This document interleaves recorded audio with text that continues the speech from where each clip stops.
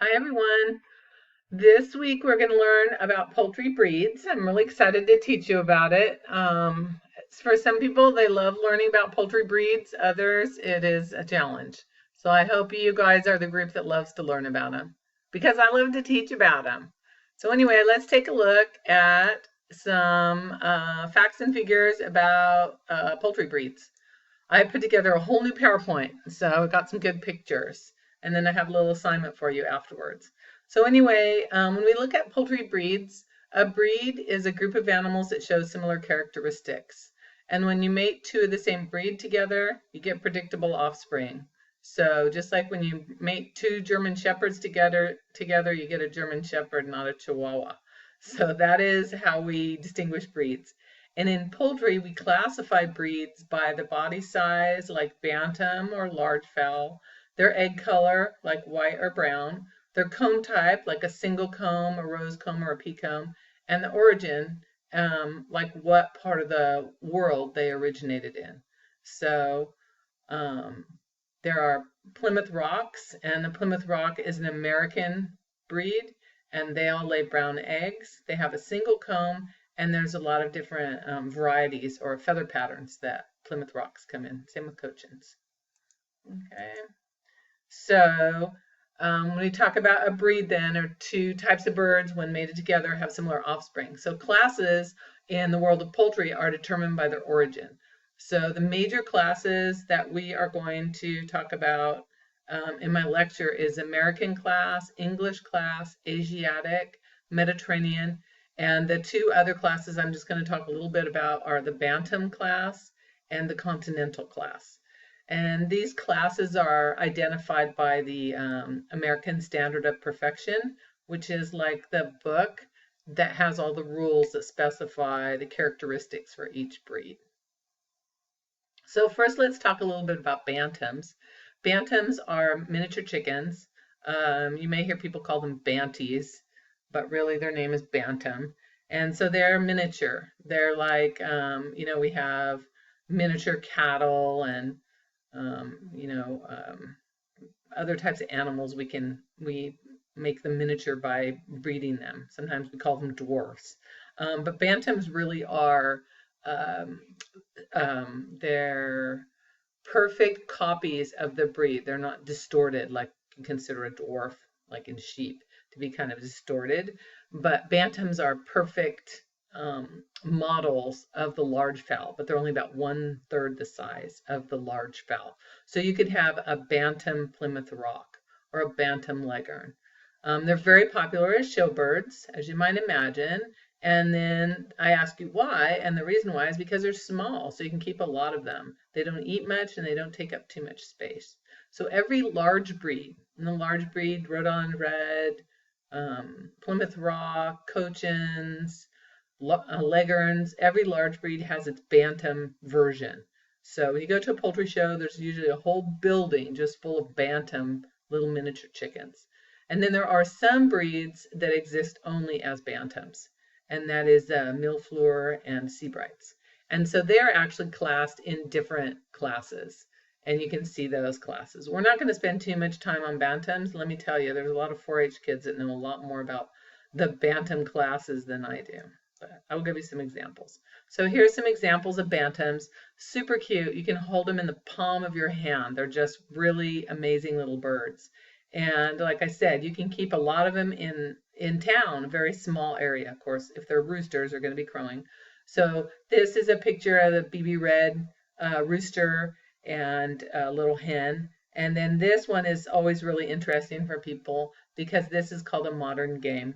And the variety is at Birchin. And you can see, if I move myself, you can see these are what we call clean-legged. They don't have any feathers on their legs. So that fits into that class. So the Birchin is the feather type, the color. Here's some more bantams.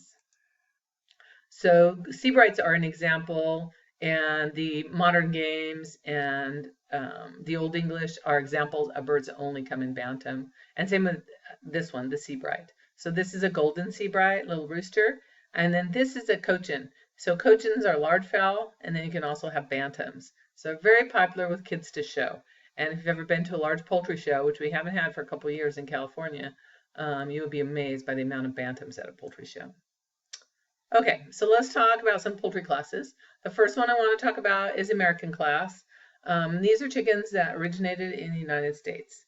So their characteristics are, they're mostly, for the most part, dual purpose, meaning that they're used for both meat and eggs, or they were by our, pioneering ancestors. Today, they're primarily used for egg production. They all lay brown eggs, and they're all very docile. They're very friendly. They're, easy to handle. The hens are not mean. They're not real flighty. All of the birds in all of the American class, which originated in the United States, in the 1800s or even earlier, they all lay brown eggs, which is amazing because most Americans consume white-shelled eggs. So there's some history behind that. Can't remember if I told you that story. I don't have time right now, but maybe when we Zoom conference, I can tell you that story. Anyway, some common breeds you might run across that are in the American class are the Rhode Island Red, the Barred Plymouth Rock, and a breed called the New Hampshire. And if you notice, it sounds like the original 13 colonies. And that's kind of gives you a key that it's in the American class. So here's a picture of Rhode Island Red. Most of you could probably spot this Rhode Island Red because they are probably the most common backyard breed. They have this like deep brown mahogany type colored feathers. This is more of a show bird. This is more of a backyard bird. But they're very good foragers. They're very friendly. They're very, very good backyard breeds. So if you are looking for backyard egg production, these birds will not lay as many as some of the top egg producing breeds, but they'll lay over 200 eggs per year. So they are a good choice for a backyard chicken. Another one in the American class is the Plymouth Rock. And this variety is called Barred, and you can see the bars on their feathers. And this variety, of course, would be white. So the Plymouth Rock is probably one of the other well-known breeds besides the Rhode Island Red. And they're very good layers. They lay large brown eggs. They are, a good backyard laying breed. But in addition, especially this white variety is used as the female side of our meat chickens. So when you buy, meat chicks, like what we hatched and raised in class, those are called Cornish rock crosses. Well, the rock part comes from the Plymouth Rock. So, and there are many varieties of Plymouth Rocks. Finally, one more American breed. I put this one up here because I didn't want you to get mixed up with the Rhode Island Red. So a lot of times people do because I think every brown chicken is a Rhode Island Red. This is a New Hampshire. And the New Hampshire actually is an older breed than the Rhode Island Red. And you're going to find out some of that stuff when you start taking quizzes and doing your little homework assignment. This is a really nice little hen. But the hens are lighter in color, kind of a light brown color. Same qualities, good forager, good egg producer, great choice for backyard. And the roosters are much more multicolor than the Rhode Island Red, which are just that solid mahogany brown with kind of this iridescent black tail. That's the Rhode Island Red. Okay, so that's all for them. Oh, one more for the American class. Another one of my favorites, and that is a Jersey Black Giant. You can think of New Jersey. They are good layers, lay large brown eggs. They have, beautiful black shiny feathers. They have a different eye. Their eye is brown, and they're very pretty birds to look at. Again, they're very calm, and they're another good backyard choice. The only problem with these birds is because their feathers are black. It's just like having a black car, right? They get a little bit hotter during the summertime. They don't handle our extreme heat as well as some of the lighter colored poultry breeds. So the English class is another class, and the English class is really known for varying uses. They traditionally lay brown eggs. I think there's a few breeds that do lay white eggs. You have to watch that. Sometimes they come with extra toes, and they are also very docile. A lot of our American breeds have roots in the English class. So a couple of breeds that we're going to talk about is the Silver Gray Dorking, the Cornish, which is you've already mentioned, and is very important, and then another breed called the Speckled Sussex. Another one I left off are Orpingtons. That's another breed in the English class. So the Silver Gray Dorking, I have to always talk about it because it's one of those rare and endangered breeds They're very uncommon. And the amazing thing about them is they're one of the oldest poultry breeds that are domesticated. And the rumor is, maybe it's an urban legend, I don't know, but the rumor is that the Romans actually domesticated this breed. And they're very short-legged. The rooster is a better example here. Their legs are very short, and they have extra toes. And then the males and females look very much different. So they're a very breed that's very hard to find. Maybe someday you'll get to raise them.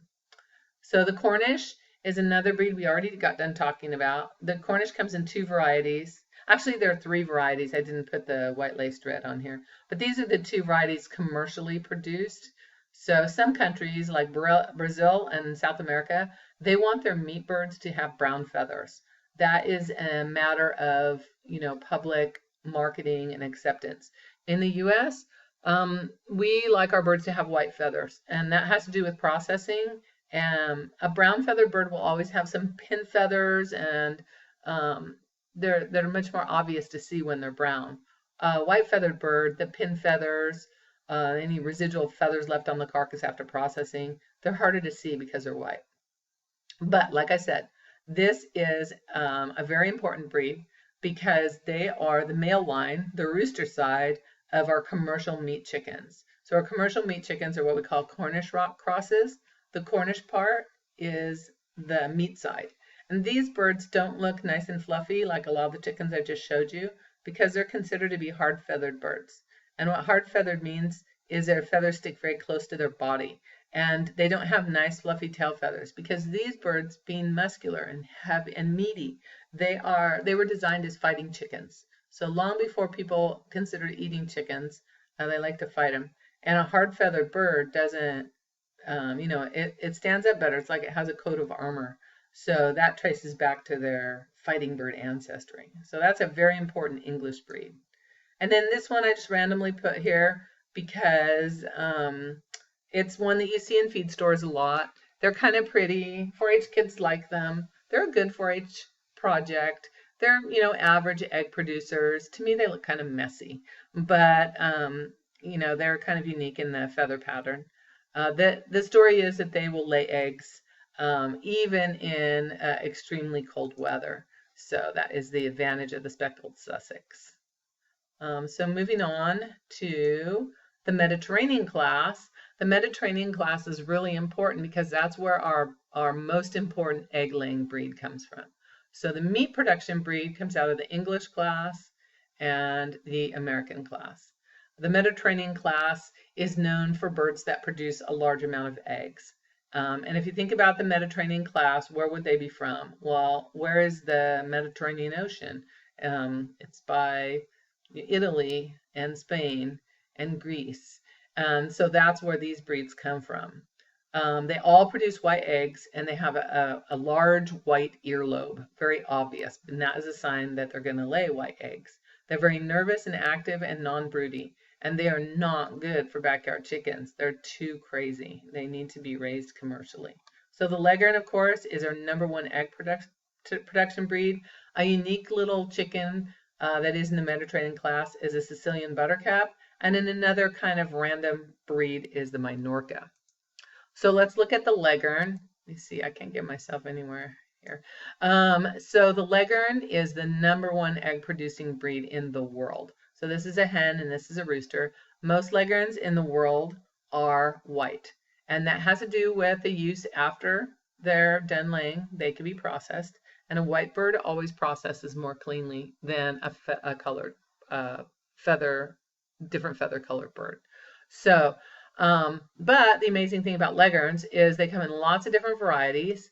This is a brown Leghorn. She's not all brown. They're super pretty. I've raised them myself, but they are crazy, let me tell you. And then this is a black Leghorn.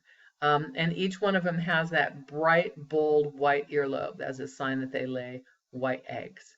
So the Leghorn originated in Italy, and that is its claim to fame. And there is a town in Italy called Leghorn, Italy, and I always said someday I wanted to visit that.